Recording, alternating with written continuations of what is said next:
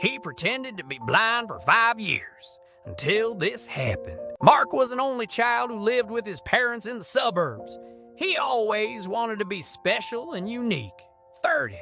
And when he was 8 years old, he came up with the perfect plan.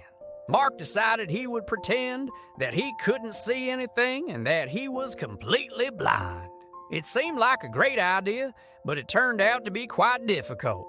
So Mark decided to hold off on telling anyone about his blindness until he was a little bit older. Fast forward to when Mark was now a junior in high school, around 16 or 17 years old.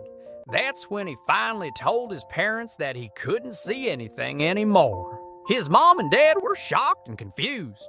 They had no idea what was going on.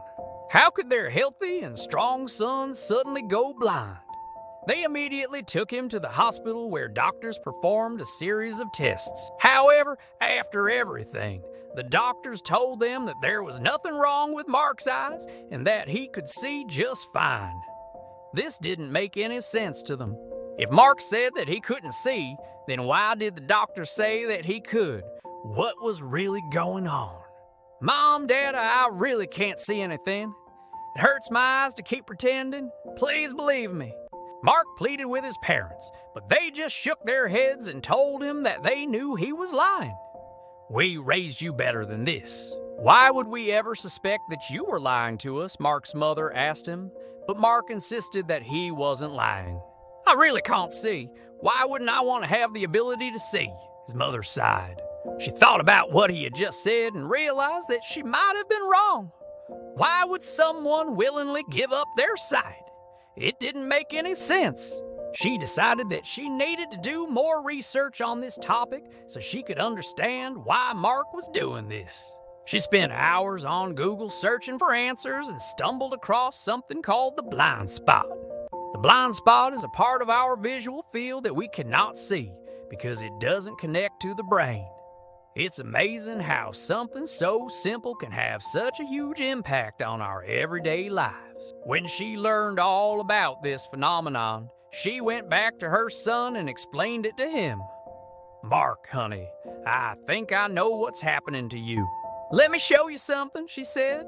She took him by the hand and walked him over to a wall. Then she took a piece of tape and placed it on the wall so that it covered his blind spot. Now, close one eye and look at the tape. Can you see it?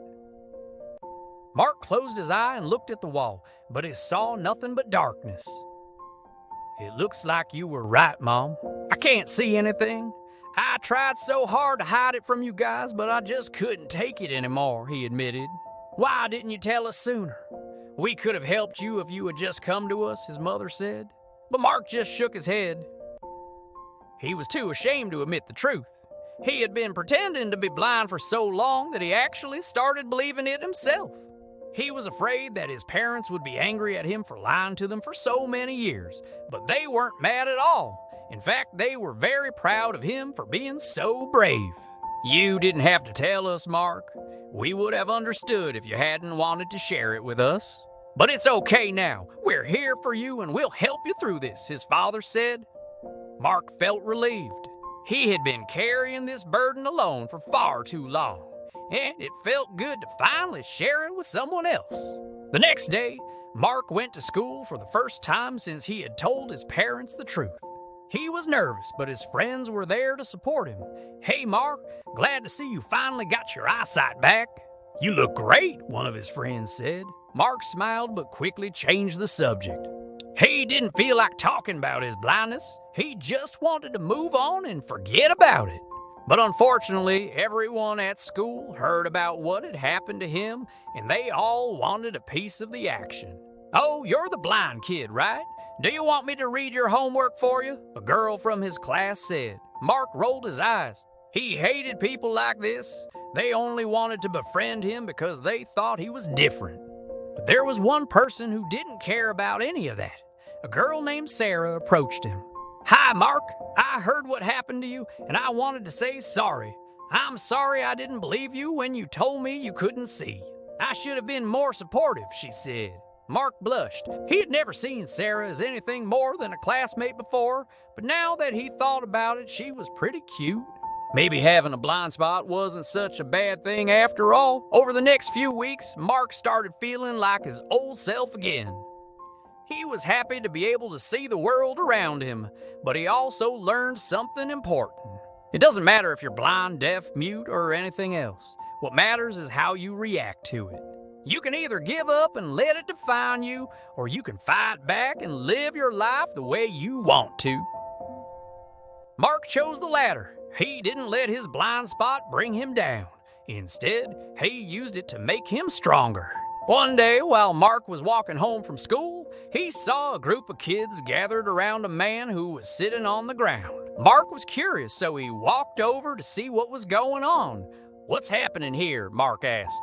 "This guy's blind, so we're helping him out by giving him some money," one of the kids said. Mark frowned. Helping him out by giving him money? What did that mean? Was this man begging for money? Mark knelt down next to the man and asked him, "Are you okay?" The man looked up at Mark and smiled. "Of course I am. Why wouldn't I be okay? Just because I'm blind doesn't mean I'm not happy," he said. Mark thought about what the man had just said. He was right. Being blind didn't make you unhappy. It just meant that you had to adapt to the situation and find new ways of doing things. Mark looked around at the other kids who had gathered there. "Can I ask you guys something?" "Sure," one of them said. "Why are you here? Don't you have anything better to do?" Mark asked. "We're helping this guy out. He needs our help," another kid said. "You don't understand. I'm not helping him at all. I'm taking advantage of him. He's blind, so he can't defend himself.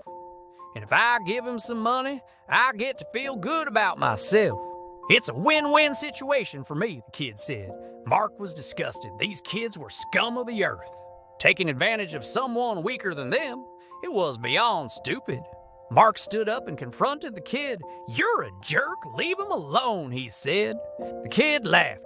"What are you going to do about it, huh? You can't see, remember? You're blind," he taunted Mark. But Mark wasn't having it. He pushed the kid away and sent him sprawling onto the ground. "Don't ever call me blind again. And if I hear you calling me that, I swear I'll kick your ass," he said. The kid looked at Mark in disbelief. No one had ever stood up to him like this before. He opened his mouth to say something, but Mark cut him off.